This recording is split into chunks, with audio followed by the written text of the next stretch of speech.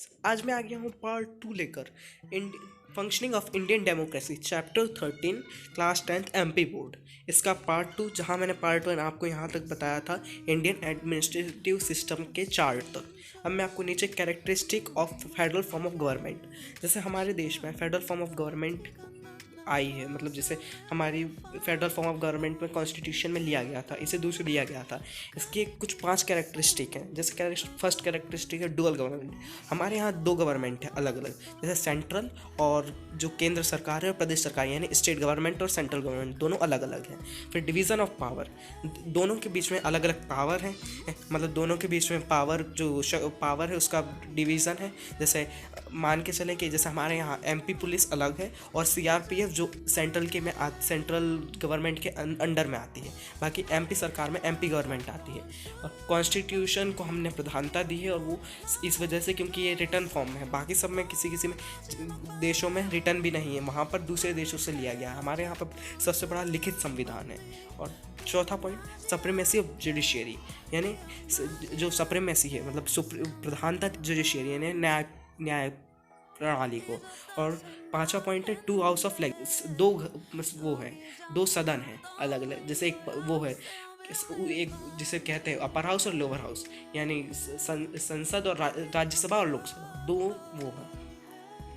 और मैं आपको बताने वाला हूँ पहला पॉइंट डुअल गवर्नमेंट। इसमें क्या है कि हमारे यहाँ 2 अलग अलग गवर्नमेंट है, यूनियन गवर्नमेंट और स्टेट गवर्नमेंट। यहाँ पर एक एग्जीक्यूटिव रहता है यानी मैन रहता है, जैसे प्राइम मिनिस्टर हुआ और काउंसिल ऑफ मिनिस्टर हुए, ये एग्जीक्यूटिव है यूनियन यानी केंद्र सरकार में, जो सेंट्रल गवर्नमेंट जिसे हम बोलते हैं। और दूसरा होता है स्टेट गवर्नमेंट, जिसमें चीफ मिनिस्टर और वहाँ पर भी काउंसिल ऑफ मिनिस्टर होते हैं, पर उन्हें कैबिनेट मिनिस्टर कहा जाता है।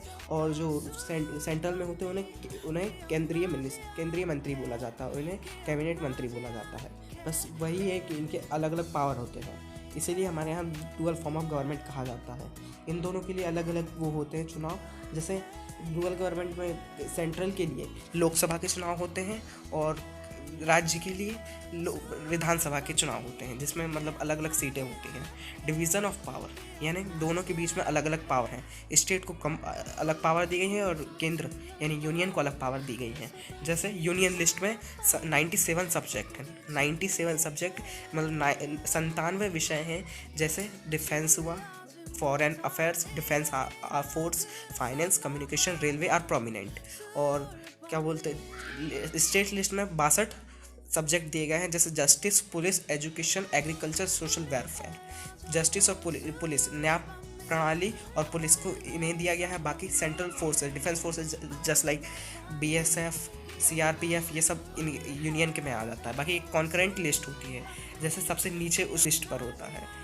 इसमें कुछ 47 सब्जेक्ट होते हैं, इसमें कुछ और फिर उसके बाद 42 अमेंडमेंट के बाद 4 सब्जेक्ट को और जोड़ा गया। अब प्रेजेंटली यहाँ पर 52 सब्जेक्ट है, जैसे मैरिज, डाइवोर्स, ट्रस्ट और trustees, forest, wild life, protection of bird, social security, social insurance, labour welfare. ये इम्पोर्टेंट है इस विषय में। इसमें बाकी रेसिडुअल पावर, इन सब तीनों के लिस्ट की बात करें, जो अलग भी बचेंगे, जितने ही पावर बचेंगे वो सब यूनियन गवर्नमेंट को जाती हैं। तीसरा point supremacy federal form of government, written constitution is necessity.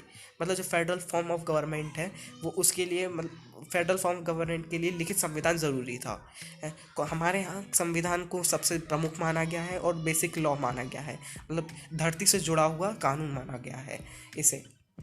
और चौथे पॉइंट की बात करें सप्रीमेसी ऑफ जुडिशियरी, यानी न्याय प्रणाली को प्रमुखता दी गई है, प्रधानता दी गई है। इस यहाँ पर सारे लॉ अलग हैं। जैसे इफ़ अगर हमारे यहाँ किसी भी मिनिस्टर या कोई बड़े नेता, या आपको पता भी होगा कि प्रधानमंत्री भी अगर आपके यहाँ कोई गलती कर दे, मतलब पूरे देश के प्रधानमंत्री अगर कोई गलती कर दे, उन पर भी जुडिशियरी लागू होती है। और बल्कि राष्ट्रपति पर भी, अगर राष्ट्रपति भी कोई भी गलती करे तो उन्हें न्याय प्रणाली का सम्मान करना पड़ेगा, उन्हें उसकी बात माननी पड़ेगी, मतलब उसका कानून मानना पड़ेगा। 5th पॉइंट है 2 हाउस ऑफ लेजिस्लेचर, यानी 2 सदन है अलग अलग। एक होता है क्या बोलते हैं अपर हाउस और एक होता है लोअर हाउस। जैसे इसमें लिखा है फर्स्ट हाउस है जो जिसे पीपल हाउस बोलते हैं, मतलब लोकसभा यानी जनता का घर। इसमें क्या होता है कि अब कोई भी आदमी डायरेक्ट इसमें वो चुनाव लड़कर जीत सकता है। और सेकंड होता है काउंसिल ऑफ स्टेट यानी राज्यसभा, इसे अपर हाउस भी कहा जाता है, क्योंकि यहाँ पर जो इसमें चुनाव नहीं होता है राज्यसभा में, इसमें डायरेक्ट इसमें चुनाव सरकार जैसे मध्य प्रदेश में बीजेपी की सरकार है, तो यहाँ पर जितने भी जैसे 230 जो हैं विधायक हैं, जो मतलब 230 सीटें हैं अपने मध्य प्रदेश में, यहाँ पर जितने 230 है वो लोग अपने क्या बोलते हैं राज्यसभा के मेंबर को वो चुनाव करेंगे। जैसे राज्यसभा की सीटें